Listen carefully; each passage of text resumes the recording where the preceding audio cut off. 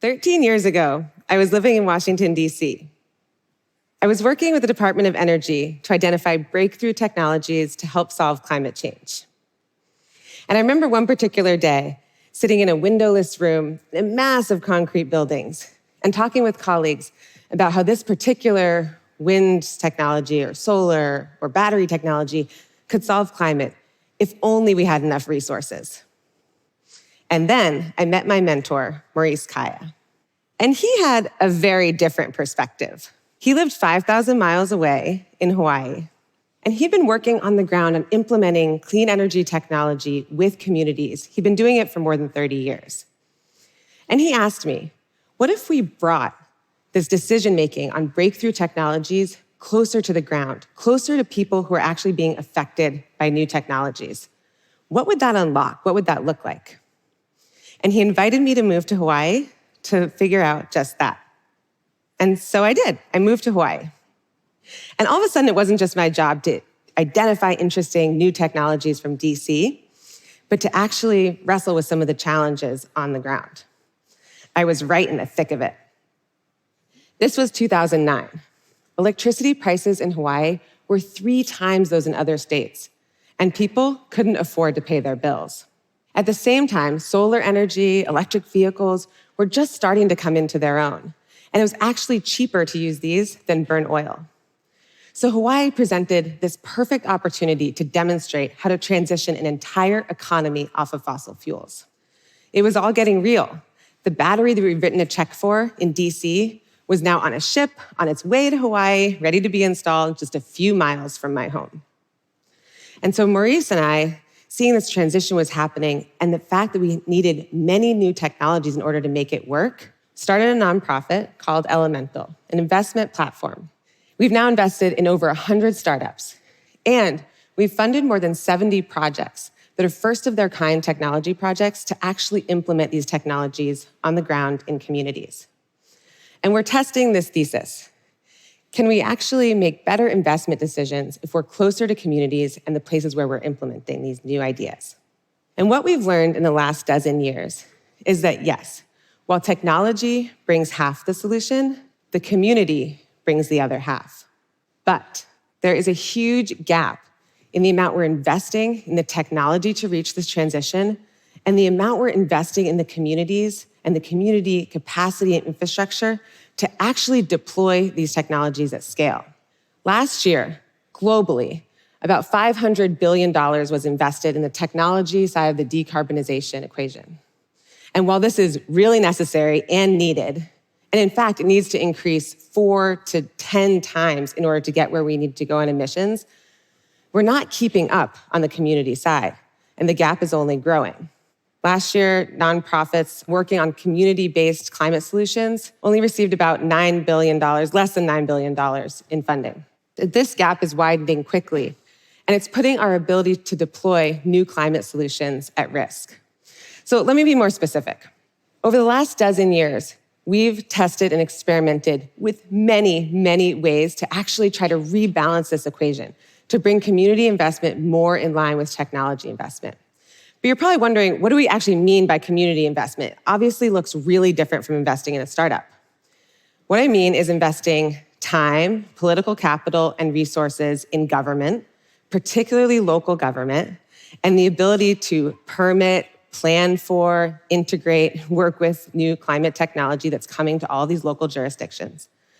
And on the community side, what I mean is investing in nonprofits, in education, and in hiring locally so that we actually have the capacity in local places to implement these technologies. And then investing in the bridging between these different sectors.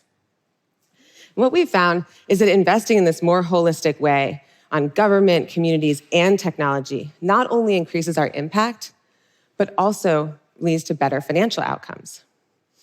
The companies that we've worked with in our portfolio have now raised over $5 billion in follow-on funding, and they're operating in more than 60 countries globally. I'll give you 2 examples from the portfolio, one in concrete and one in water. These happen to be the 2 most abundantly consumed materials on the entire planet. So first, concrete. In 2018, we invested in a startup that introduces captured carbon dioxide into concrete. And the CO2 is then mineralized in the concrete and stored forever in our bridges and buildings. But inventing this very cool new technology alone wouldn't do that much to solve the climate crisis. Real people have to use it. So in addition to implementing it with architects and concrete operators in Hawaii on the ground and the Department of Transportation in a real highway, we brought in local government to create demand for this new concrete. So with the startup and our mayor and our city council, we passed a resolution to prefer low-carbon concrete in all new projects. Now you might ask, well, what does this one specific policy in this specific place have to do with really solving global climate challenges? Well, a few months after we passed that resolution, our mayor brought this to 200 mayors who passed the same policy for cities all over the country. So now,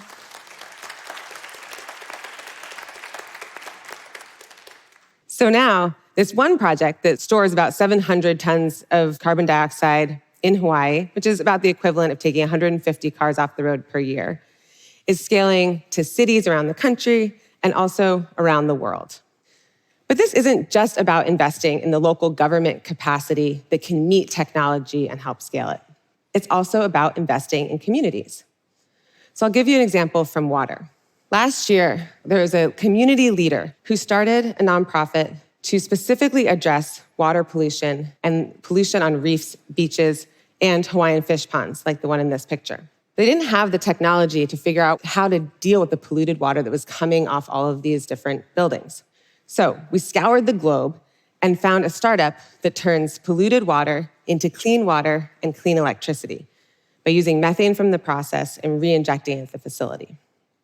See, like in so many cases, the nonprofit and the startup actually have similar goals. The nonprofit, though, can't really reach its goal of addressing water pollution without technology to address it at the source. And the startup would have a much harder time implementing its technology locally without the local relationships and trust and know-how that the nonprofit brings. Now, I won't pretend that bridging these two is easy or working together is easy. Startups and grassroots organizations, community organizations, they speak very different languages, and a lot of bridging is required between them. But this is the kind of work we need to do if we're going to start rebalancing the equation between technology investment and community investment. We as the investor often actually pay the nonprofit to do this kind of work. We think this is a key part of the equation. Paying the nonprofit for their expertise just as you would pay an electrical contractor or general contractor on a project for their value.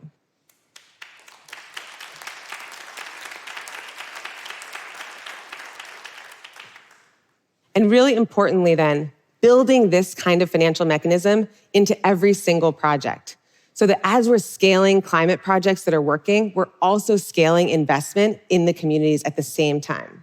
In our experience, this has been particularly important in honoring Indigenous communities, bringing them into the co-creation process early rather than asking for free advice. Now, we as investors often pay the nonprofit partners and ourselves, and we also train startups to do this so that as they become big companies, as they scale globally, they're doing this around the world as well. And this isn't happening nearly enough, but it's one tool we can use to start rebalancing the equation between community and technology investment. So these cannot be one-off examples if we are to meet the challenge of climate change. Globally, we will need 700,000 electric buses, 25 million solar panels, 400 million vehicle chargers to meet this challenge. Just imagine all of the decisions that need to be made, all of the physical things that need to be installed in real places. Global climate progress relies on local action. And this truly is where it gets really hard. It's actually relatively easy to invest from a windowless room and not really think about all the consequences of implementation on the ground, as I did when living in DC. It's much harder for us and me to walk into an unfamiliar situation and acknowledge that we really don't have all the answers. I remember early in this work bringing a new transportation app to parents who'd said that transportation access was one of their key challenges. We were in this beautiful space, open air. We didn't even need to open the windows, all fresh air. And I was demonstrating this new app to them and saying, well, do you think this would help you? What's your feedback? Do you think you would use this? And they looked at me kind of perplexed and said, well, this is sort of an interesting, fancy new app, but we wouldn't use this. What we really want is our after-school shuttle back that was cut from the city budget last year. And I was turning red and could feel the heat rising in my face. I mean, talk about uncomfortable. But it's conversations like these that have changed completely the way that we invest in startups. Yes, we do technical due diligence and financial due diligence, but can we be better investors by actually asking the communities, which we ask every time now before we make an investment decision, would you use this? Is this something that you actually want? It's what Maurice taught me early on.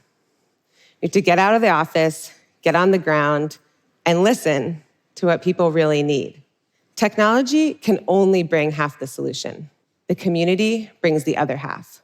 And we have to fix this imbalance now if we want to fix climate change, and we do.